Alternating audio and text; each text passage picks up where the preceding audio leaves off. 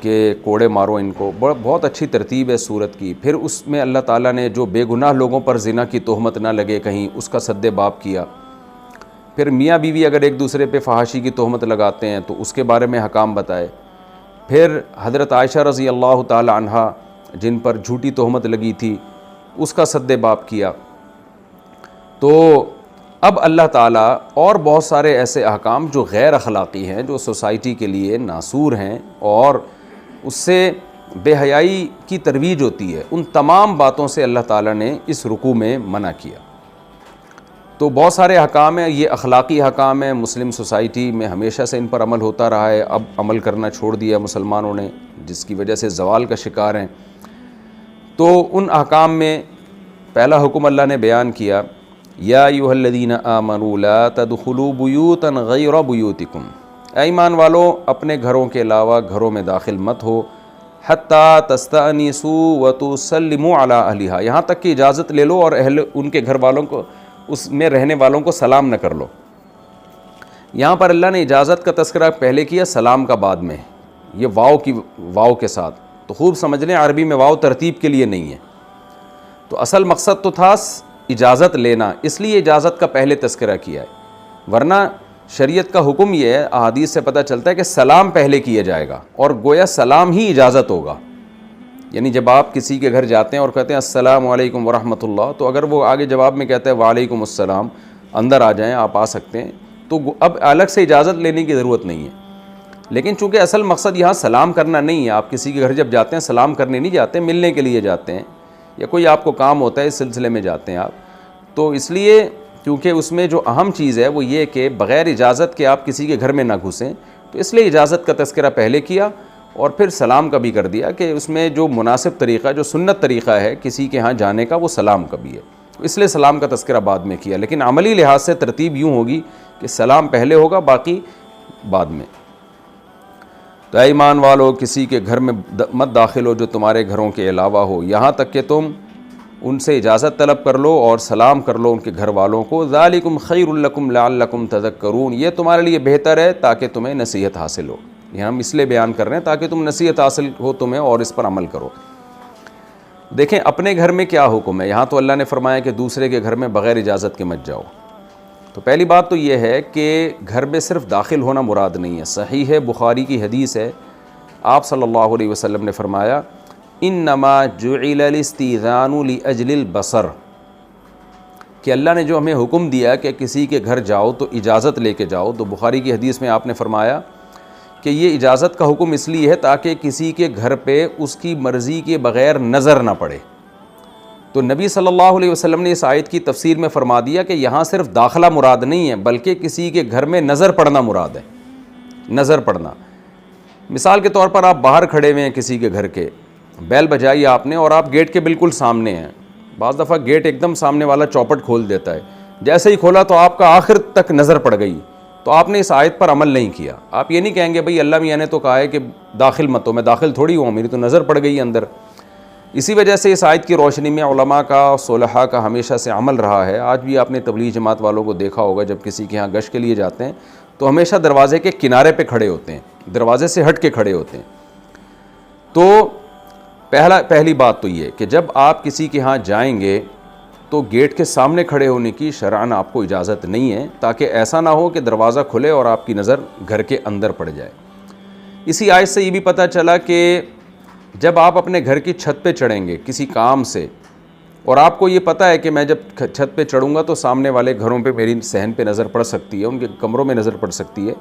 جیسے مزدور وغیرہ چھتوں پہ جاتے ہیں، تو بھی پڑوسیوں سے پہلے اجازت لی جائے گی اسی آیت کی روشنی میں، کیونکہ نبی صلی اللہ علیہ وسلم نے صاف فرما دیا کہ یہ جو اجازت کا حکم ہے نا، داخل مت ہو، اس سے مراد ہے نظر نہ پڑے۔ تو لہذا ایسا ہوتا ہے آج کسی کے ہاں مزدور آئے ہوئے ہوتے ہیں یا کسی کی کوئی چیز گم گئی ہے، چھت پہ چڑھنا ہے تو بغیر بتائے چھت پہ چڑھے جاتے ہیں، پورے محلے پہ گھروں پہ نظر پڑ رہی ہوتی ہے۔ اب تو حیا ہی ختم ہو گئی ہے، نظر پڑ بھی جائے تو لوگوں کو کوئی فرق ہی نہیں پڑتا، لیکن ظاہر ہے حیا سے متعلق مسائل ہیں، عام طور پہ گھروں میں عورتیں بھی ہوتی ہیں، بے پردہ بیٹھی ہوتی ہیں، تو بے تکلف ہوتا ہے انسان اپنے گھر میں، دوسرا اس کے گھر میں جھانک لیتا ہے،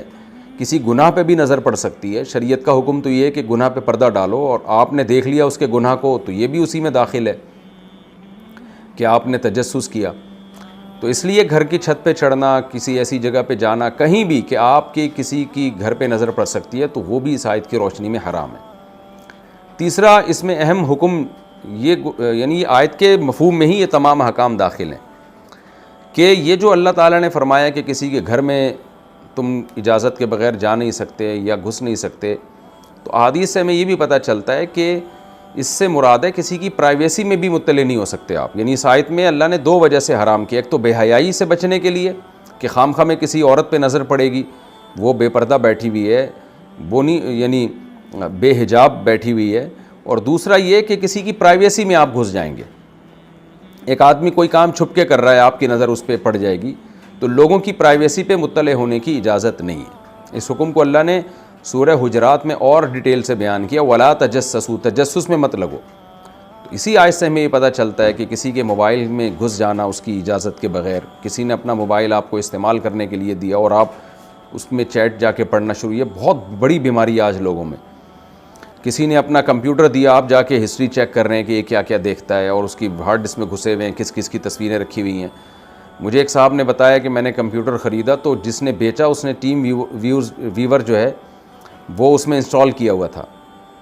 اور پتہ نہیں کیا اس نے ٹیکنیکل کام کیا کہ اس کے لیپ ٹاپ میں گھسا. وہ خاتون تھیں جس نے مجھے بتایا یہ, اور وہ اس خاتون کے لیپ ٹاپ میں گھس کے ان کی تصویریں نکال کے بلیک میل کرنے لگا. تو بہت ہماری سوسائٹی میں اس طرح کی گندگیاں ہوتی ہیں. تو نہ ہمیں تجسس کی اجازت ہے, نہ ہمیں کسی کی پرائیویسی میں گھسنے کی اجازت ہے. اسی طرح گھر کے اندر کسی کا کوئی پرسنل روم ہے, اپنا ذاتی کمرہ ہے, تو اللہ نے تو کہا نا گھروں میں مت جاؤ. تو گھر کا مطلب اگر کوئی کسی کے گھر میں کوئی اپنا پرائیویٹ روم ہے تو اس کا بھی یہی حکم ہے. علماء نے لکھا ہے کہ بیٹا جب بالغ ہو جائے نا, لڑکا بالغ ہو جائے, تو باپ بھی اس کے کمرے میں اس کی پرمیشن کے بغیر اچانک نہیں جا سکتا. یہ ہو سکتا پتہ نہیں کس حال میں وہ لڑکا بیٹھا ہوا ہو تو اچانک والد اس میں گھس جائے. اسی طرح کسی بہو کا ایک اپنا کمرہ ہے تو ساسیں بعض دفعہ اس میں ایسے گھس جاتی ہیں کہ بھئی ہمارا گھر ہے, ہم جہاں جس کمرے میں چاہیں چلے جائیں. تو اللہ تعالیٰ نے ان تمام قسم کی باتوں پہ پابندی لگا دی ہے. کسی کا بھی کوئی پرائیویٹ روم ہے گھر کے اندر تو وہ اس کا ہے, تو اب اس میں نہیں جا سکتے آپ اس کی پرمیشن کے بغیر. ہاں اگر باپ کو یہ خطرہ ہے کہ بیٹا گھر میں کمرے میں بند کر کے ایسا نہ ہو کوئی الٹا کام کر رہا ہو, کوئی فحش فلمیں دیکھ رہا ہو, آج کل نوجوانوں میں بیماری بہت ہے, تو پھر پہلے سے بتا دیا جائے اس کو کہ بھئی آپ کو لاک کرنے کی اجازت نہیں ہے, خطرہ ہے اس بات کا کہ کوئی برائی نہ کر رہے ہو, یا بیٹی کے بارے میں خطرہ ہے, کوئی ایسا نہ ہو کہ بند کمرے میں جوان لڑکی ہے کوئی برائی کی طرف نہ جا رہی ہو, تو پہلے سے اس کو بتا دیا جائے کہ یہ پرائیویٹ روم نہیں ہے,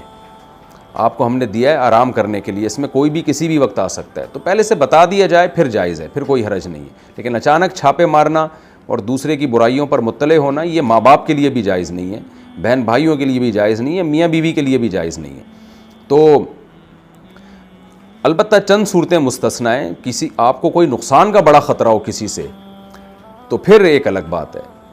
کہیں نقصان کا اگر خطرہ ہے نا کسی کو کہ اگر جو ہے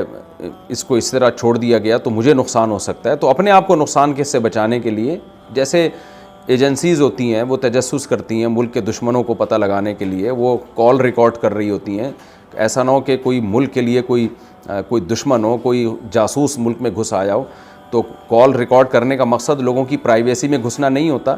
بلکہ کال ریکارڈ کرنے کا بنیادی مقصد یہ ہوتا ہے کہ بھئی ایسا نہ ہو کہ ملک کے خلاف کوئی سازش کر رہا ہو. تو ایسے کسی بڑے ضرر یا کسی انفرادی ضرر سے بچنے کے لیے اس کی گنجائش ہے, ادروائز شریعت میں اس کی اجازت نہیں ہے.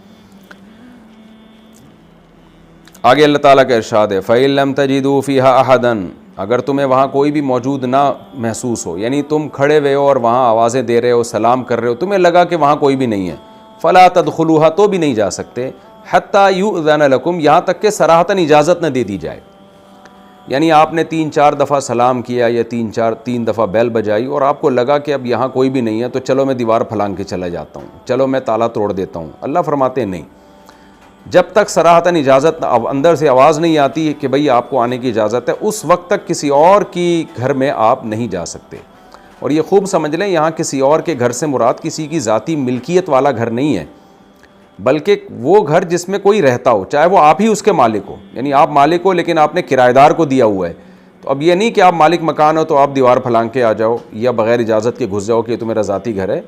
تو یہ نہیں، کیونکہ یہاں گھر سے مراد ہے وہ لوگ جو اس گھر میں رہتے ہیں، چاہے وہ گھر ذاتی ملکیت میں آپ ہی کی ملکیت میں ہو، لیکن کرایہ دار بھی ہے تو اس کا گھر کہلائے گا جو اس میں رہتا ہی نہیں، عرف میں جس کا گھر کہا جاتا ہے، تو یہ مراد ہے اس میں۔ تو اللہ نے فرمایا کہ اگر کوئی نہیں ملتا، کیونکہ بعض لوگ ایسا کرتے ہیں کہ آوازیں مار رہے ہیں، دیکھا کہ کوئی نہیں ہے تو وہ پھر ایک بہانہ تلاش لیتے ہیں کہ یار اندر سے کوئی، ہمارا تو فرض پورا ہو گیا تو چلو ہم گھس جاتے ہیں اندر۔ تو عین ممکن ہے بھائی کوئی ہو وہ نہ ملنا چاہ رہا ہو آپ سے، وہ آواز نہ نکال رہا ہو یا وہ سو رہا ہو، تو یہ یعنی قرآن نے یہ سد باب کیا ہے کہ اندر سے آواز نہ آنا جس کی وجہ سے تمہیں یہ وہم ہونا کہ یہاں کوئی بھی نہیں ہے، یہ اس کی اجازت نہیں دے رہا تمہیں کہ تم اندر چلے جاؤ۔ اب تو جب تک صاف لفظوں میں اجازت نہیں ملتی آپ کو اس گھر میں گھسنے کی اجازت نہیں ہے۔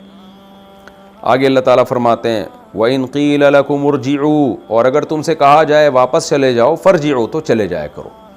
بعض لوگوں میں تکبر ہوتا ہے، وہ آتے ہیں جب کسی کے گھر میں بیل بجائی، اندر سے آواز آئی بھائی آپ بار بار بیل بجا رہے ہیں، حدیث میں آتا ہے 3 دفعہ اجازت لی جائے گی، تو 3 دفعہ دروازہ نوک کرنا بھی ثابت ہو گیا اس میں، 3 دفعہ سلام کرنا بھی ثابت ہو گیا، 3 دفعہ بیل بجانا بھی ثابت ہو گیا اس میں۔ تو تیسری دفعہ کے بعد حدیث میں ہے کہ آپ واپس چلے جائیں۔ تو 3 دفعہ کے بعد بھی آواز نہ آئے تو بھی واپس جائیں، یا آواز آئی کہ آپ چلے جاؤ میں نہیں ملنا چاہتا آپ سے، تو بھی چلے جائیں آپ۔ بعض دفعہ یہ ہوتا ہے کہ اندر والا صاف لفظوں میں نہیں کہتا کہ میں نہیں ملنا چاہتا، بلکہ وہ کوئی بہانہ کر دیتا ہے، جیسے ملازم ہے وہ اندر سے کہہ دیتا ہے بھائی صاحب بہت مصروف ہیں اس وقت، تو یہ بھی ایک بہانہ ہوتا ہے، بعض دفعہ صحیح بھی بات ہوتی ہے۔ لیکن قرآن کی اس آیت کا مطلب یہ ہے کہ اگر اس گھر کے اندر رہنے والا تم سے نہیں ملنا چاہتا، گیٹ نہیں کھولنا چاہتا، تو اس کو انسسٹ مت کرو، مجبور مت کرو، کیونکہ ہمارے ہاں نا یہ بھی ایک یہ تو جو مشہور لوگ ہوتے ہیں نا ان سے پوچھیں کہ ان کے کتنی فیور میں یہ آیتیں جا رہی ہیں۔ بعض دفعہ لوگ ہوتا ہے کہ آ کے میرے ساتھ بھی ایسا ہوتا ہے، جو بھی تھوڑے سے مشہور لوگ ہیں ان کے ساتھ ایسا ہوتا ہے کہ کوئی بندہ سر پہ مسلط ہو کے کھڑا ہو جاتا ہے کہ میں نے ملنا ہے لازمی، اس کو پتہ ہوتا ہے جی مولانا صاحب یا فلاں صاحب گھر کے اندر بیٹھے ہوئے ہیں یا آفس میں بیٹھے ہوئے ہیں، وہ مسلط ہو جاتا ہے کہ ملنا ہی ملنا ہے۔ تو ہر وقت ہر آدمی کا موڈ نہیں ہوتا ملنے کا، بعض دفعہ آدمی کسی ایسی ٹینشن میں ہوتا ہے وہ نہیں ملنا چاہتا، بعض دفعہ گھر میں کوئی ایسی پرابلم ہوتی ہے نہیں ملنا چاہتا، بعض دفعہ نیند کا مسئلہ ہے، 20 قسم کے مسائل ہیں۔ تو قرآن کہہ رہا ہے اگلے کو مجبور مت کرو کہ وہ تم سے لازمی ملے۔ یہ اخلاقیات ہیں جو آج ہمارے اندر ختم ہو گئی ہیں۔ وَإِن قِيلَ لَكُمُ ارْجِعُوا فَارْجِعُوا هُوَ أَزْكَىٰ لَكُمْ، اللہ کہتے ہیں اگر کہا جائے کہ چلے جاؤ تو چلے جاؤ، یہی تمہارے لیے زیادہ پاکیزگی کا ذریعہ ہے، یعنی اس کے خلاف چلو گے تو پاکیزگی نہیں ہوگی، بلکہ تمہاری عزت کا بھی جانے کا خطرہ ہے، اور تکبر کی بات بھی ہے، سامنے والے کا نقصان بھی ہے، گناہ بھی ہے اس میں، اور تمہارا اپنا بھی نقصان ہو سکتا ہے، تو یہ گناہ کی بات ہے۔ ظاہر ہے جو چیز گناہ سے بچانے والی ہوگی وہ پاکیزگی کی چیز ہوگی، تو چلے جانا واپس یہ زیادہ پاکیزگی کا ذریعہ ہے۔ اللہ نے کمپیریٹیو ڈگری اس لیے استعمال کی کہ بعض دفعہ سر پہ مسلط ہونے والا آدمی یہ سمجھتا ہے کہ نہیں جی میرا فائدہ اسی میں ہے کہ میں مل کے جاؤں اور جانے میں نقصان ہے، تو اللہ کہتے ہیں نہیں، ایسے موقع پہ جانے میں فائدہ ہے، زیادہ فائدہ ہے۔ ٹھیک ہے کچھ ہو سکتا ہے کچھ نقصان ہو ملاقات نہ کرنے کا، لیکن کرنے کا نقصان ایسے موقع پہ ملاقات نہ کرنے کے نقصان سے زیادہ ہے۔ واللہ بما تعملون علیم، اور جو کچھ تم عمل کرتے ہو اللہ اس کو جانتا ہے۔ علماء نے لکھا ہے کہ یہاں جو اللہ نے فرمایا نا کہ کسی کے گھر میں مت جاؤ، تو گھروں میں صرف گھر مراد نہیں ہے، کسی کی کوئی بھی پرائیویسی کی جگہ ہو، اس کا آفس ہے، اس کا دفتر ہے، اس کا خاص کمرہ ہے، یا کہیں بھی کوئی بھی ایسی جگہ پہ بیٹھا ہو کہ وہ اپنے آپ کو لوگوں سے چھپا کے بٹھایا ہوا ہے اس نے، تو تمام قسم کی جگہیں اس آیت کے مفہوم میں داخل ہیں۔ آگے اللہ تعالیٰ فرماتے ہیں لیس علیکم جناح ان تدخلوا بیوتا غیر مسکونۃ فیہا متاع لکم۔ صحابہ کرام پر چونکہ قرآن مجید کا اثر بہت زیادہ ہوتا تھا، اللہ نے کہہ دیا نا کہ کسی کے گھر میں مت جاؤ، کوئی بھی ایسی جگہ ہے اجازت کے بغیر مت جاؤ، تو کچھ جگہیں ایسی ہوتی ہیں جہاں جو 4 دیواری میں تو ہوتی ہیں لیکن وہ پبلکلی سب کے لیے اوپن ہوتی ہیں، تو صحابہ کرام ڈر گئے کہ اب ہم یعنی ایسی عوام الناس کی جگہوں پہ بھی ہم جاتے ہوئے ڈریں گے، یعنی ہمیں اجازت لینی پڑے گی، ایسا نہ ہو اللہ تعالیٰ ہم سے ناراض ہو جائے۔ جیسے مسجدیں ہیں، مدرسے ہیں، ہسپتال ہیں، اسکول ہیں، یونیورسٹیاں ہیں، جہاں سب لوگ کا آنا جانا لگا رہتا ہے، تو اس بات کا خطرہ تھا کہ جن لوگوں میں تقوی کا بہت زیادہ غلبہ ہے، کہیں ایسا نہ ہو کہ وہ کہیں بھی چار دیواری کے اندر جانا چھوڑ دیں اجازت کے بغیر، اور اجازت لینے میں وہاں حرج ہے، اس لیے اللہ تعالیٰ نے اس کو مستثنیٰ کر دیا کہ تم پر کوئی گناہ نہیں ہے کہ تم ایسے گھروں میں جاؤ. یہاں گھروں سے مراد کوئی بھی چار دیواری ہوتی ہے نا، جہاں احاطہ ہوتا ہے. گھر سے مراد وہ جو ہمارے متبادر ہو رہا ہے کہ رہنے کے گھر، وہ مراد نہیں ہے. کوئی بھی ایسے گھر غیر مسکونۃ جو رہائشی نہ ہوں، فیہا متاع لکم اور تمہارے وہاں ضرورت کی کوئی چیز ہو، جیسے پارک ہیں، مسجدیں ہیں، ہسپتال ہیں، کوئی بھی ایسی جگہیں، ہوٹل ہیں، تو اللہ فرماتے ہیں اس میں کوئی گناہ نہیں ہے کہ تم اس میں چلے جاؤ، یعنی وداؤٹ پرمیشن وہاں تم سب جا سکتے ہو. تو خلاصہ یہ ہے کہ وہاں کیونکہ پرائیویسی نہیں ہوتی، سب کو اوپنلی آنے کی اجازت ہوتی ہے. تو اس آیت میں اللہ نے بتا دیا کہ پچھلا جو ہم نے حکم دیا ہے نا، وہ اس لیے دیا ہے کہ کسی کی پرائیویسی میں مت دخل اندازی مت دو، اور اس کو مجبور بھی مت کرو کہ وہ تم سے لازمی ملاقات کرے. واللہ یعلم اللہ جانتا ہے ما تبدون وما تکتمون جو تم ظاہر کرتے ہو اور جو تم چھپاتے ہو. کیا مطلب؟ اللہ کو پتہ ہے کہ ایسا نہ ہو کہ تم ان آیتوں کے ظاہر سے ناجائز فائدہ اٹھانا شروع کر دو. بعض دفعہ انسان کسی ایسی جگہ پہ جاتا ہے جو پبلکلی سب کے لیے اوپن ہوتی ہے، لیکن اس کی نیت تجسس کرنا ہوتا ہے کہ وہاں جا کے دیکھوں فلاں کیا کر رہا ہے، تو وہ قرآن کی سائز سے غلط فائدہ اٹھا سکتا ہے کہ بھئی اللہ نے تو اجازت دی ایسی جگہوں پہ جانے کی. بھئی اجازت تو دی ہے، لیکن تمہارے دل میں کیا ہے؟ تمہارے دل میں تو چور ہے، تم تو کسی اور نیت سے جا رہے ہو. تو اس لیے اللہ نے فرما دیا کہ اللہ کو تمہارے دلوں کی حالت پتہ ہے کہ کون اس اجازت سے جائز فائدہ اٹھائے گا اور کون اس اجازت سے ناجائز فائدہ اٹھائے گا. لہذا